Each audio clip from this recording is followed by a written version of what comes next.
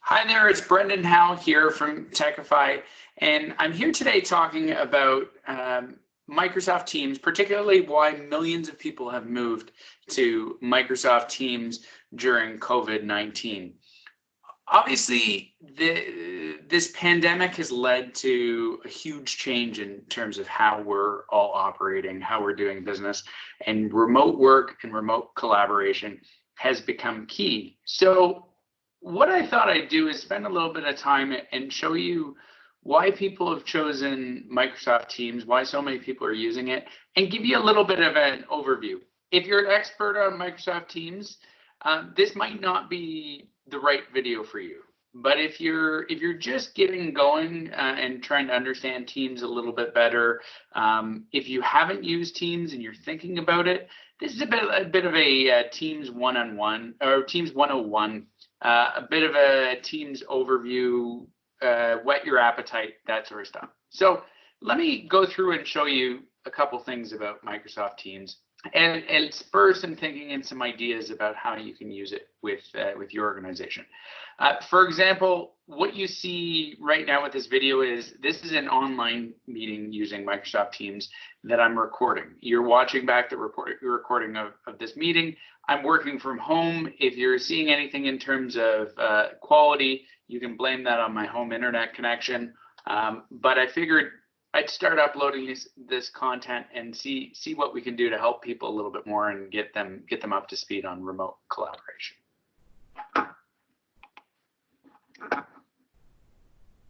So here's a bit of a sense of when you open up Microsoft Teams and you're navigating around it. If you see on down the left-hand side of the screen, you have activity, chat, Teams, meetings, calls, files.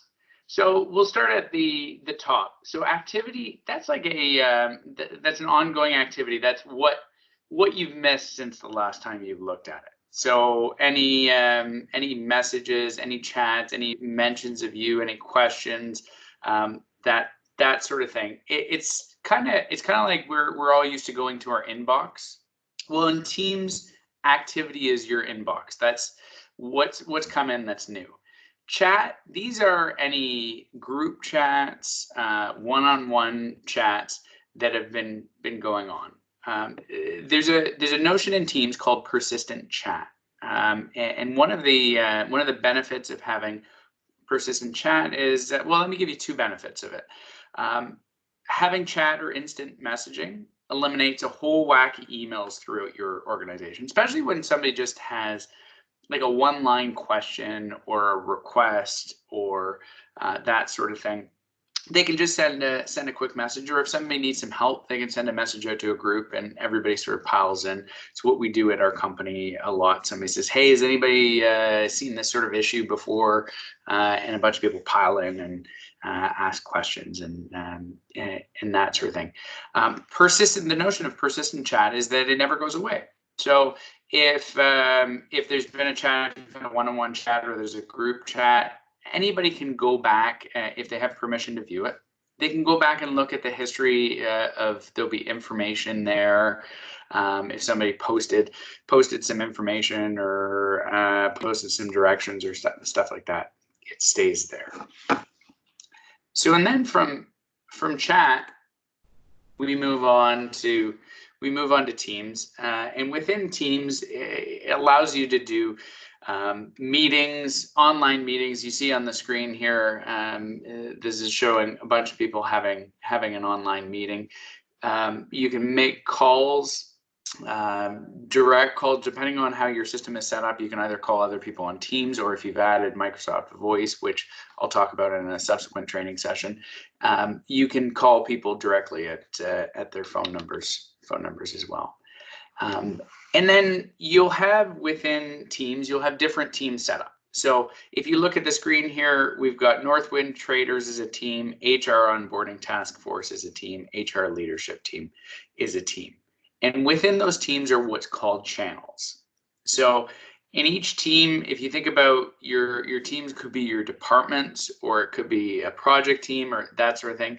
And then within those teams, there's channels of things that are being worked on. So there's a marketing channel there under Northwood Traders. There's an earnings release channel, and then there's a general one, and there's other channels that people can add. You can hide channels once they're no longer relevant. There's a bunch of different things that you can do with it. And then what the other important thing here is, because it's Microsoft, it's in the Microsoft cloud, all of this information is wrapped up in enterprise-grade security and compliance as part of the Microsoft cloud. So provided it's being managed and administered properly, the level of security is quite high. So three kind of core reasons why people are moving to Microsoft Teams. One is they want to transform workplace collaboration. We're forced now to transform how we collaborate as a workforce, because a lot of us are no longer actually in the office. And since we're no longer in the office, we've got to figure out a way to work better with our teams. We all want to continue to streamline business processes and look at ways to make people more efficient. One of the things I've been seeing a lot and talking about a lot with people is that we have all these different applications all over the place. And we're all, I don't know, it feels like we all have hundreds of different applications and data's in hundreds of different places, maybe not hundreds, but in a lot of different places. And businesses are more and more looking for ways to streamline that. How do we get everything integrated and into the same place? Well, you see here up on the screen, it's showing some business intelligence as one of the tabs under the earnings release channel there. You can pull in with Teams, you can pull in a bunch of different applications and all have it within Teams, applications, files, communication, messaging, all that sort of stuff, so that you can really work within one application as opposed to working in all sorts of different applications and switching back and forth all over the place. And then the more we can connect across all of our organizations, the more we can understand who's doing what, or help with scheduling or coordinating things. There's a huge advantage there. So I'm going to give you a couple examples here of how Teams is being used. There's tons of different ways you can use it. I'm just trying to give you a bit of a sense, a bit of an idea, and it'll hopefully tweak some ideas that you can then take for your organization, and you can use across your company. So one is projects. Like, we all deal with all sorts of projects, whether they're small projects or big projects, and using Teams to manage a project is one of the things people are doing quite often. So first of all, you want to set up a project team, and you want to add members to that team, whether they're internal or they're guest. You can add people and you can put them onto a project team. Now, once you have your project team, then you start to share information, and so throughout Teams there's a files tab, and within that files tab you can have all of your files related to that project. Right. As you saw on the screen, there's an ability to get your files from SharePoint, OneDrive. You can also add other cloud storage options, other non-Microsoft type of applications, and you can get all your files into one place. So as we're working through this project, we know our files are there. We don't have to go and look for them or figure out where things are. You can add Planner, which is another Microsoft software, and you can assign tasks, you can assign deadlines, and have that right within Teams. And you can even look at a dashboard to see what's going on with the status of those things and how people are working through their different tasks and deadlines. If you want to schedule a check-in meeting, very straightforward. You just do it right within Teams. You decide what you want your background to be, if you want to look like you're in the office or on the beach, or if you want to blur your background like I've done with my video. And then you start your online meeting. and that online meeting, you can do video or just audio, depending on what you prefer to do. One little trick in terms of video meetings with Teams that I've found is if you blur the background, the bandwidth that you're using, whether you're on your phone or your computer, tends to be a little bit less. So I frequently blur my background, both because of that, and I don't necessarily want people to see what's in the room behind me, since I am working from home. So once you're in that meeting, within Teams, it allows you to collaborate on documents. So here's a Microsoft Word document, and multiple people during this meeting are going through and collaborating on this document. So you can make changes in real time and add adjustments and that sort of thing to the document. Then when your meeting's over, you close out your meeting and you move on with your day. You'll see on the screen here, there's just to differentiate the way that Teams communicates.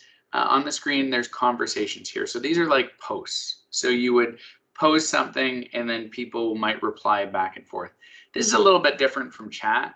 Chat is more direct, like a one-to-one conversation. This is more posting. You see, we're posting a pitch deck and working through a document, and then people are responding back and forth on that document. A bit of a differentiation. It's one of the things that people can struggle a little bit with Teams is just getting up to speed with what's the difference between a post, a conversation, a chat, a team, a channel. Hopefully this gives you a little bit of a better idea. And the other thing you can do, you add OneNote into your team. You can put your, you would have to add it to a tab at the top there, and you can put your meeting notes right into it. Now, one thing that Microsoft's doing during COVID-19 is they've started to limit some of the functionality of Teams. So you'll see this video, for example, is a lower resolution because so many people are using Teams. It's sort of the same thing Netflix is doing, is lowering the resolution of videos so that everybody can actually continue using it. One of the things that they've pulled out functionality is you can no longer access OneNote right within Teams while this sort of surge of demand is going on. But from an ongoing basis, OneNote is capable of being part. So there's a bit of an idea of how things work from a project side of things. Here's a people example. Right, here's one of the big things. We had a staff meeting this week, and we were talking through as a team about how do we keep improving our culture and keep improving the communication, and how do we remotely collaborate, remotely engage our team. So here are a few examples that I hope will get you thinking and can help in terms of how your business is using. So one is just through chat and inclusive conversations over chat. You can chat with one person, you can chat with multiple people. You can create a group name. So if you have multiple people in your chat, you name the chat, in this case, talking about Joe's 5-year anniversary, and you have people providing their feedback, what they want to do. You can post fun videos, memes, that sort of thing. So it doesn't have to be boring, just text-based type of stuff. And then you can always add additional people into that chat. And when you add somebody additional in chat, you can add them on a go forward basis to see new messages, or they can see the whole history of messages as well. A team engagement piece. Here's a couple of examples of ways to provide information to teams. So you see we're in the project team here. This is somebody that's putting an announcement for a new hire. So we want to let the Mark 8 project team know that Adele is joining the team. So a little bit of a fun way to announce that Adele's coming on the team. This is a little bit better than just sending an email out to everybody and saying, hey, guess what? Adele has just joined our team. Another example here is somebody's provided has performed really well. You can send praise through Teams, and you can send it in a way that everybody on the team will see. So you can send something positive. So Nestor, gets some positive feedback from his boss saying, "Hey, great work, closing that sales deal," and then everybody on the team sees it. Another way that people are using Teams to engage is doing town halls.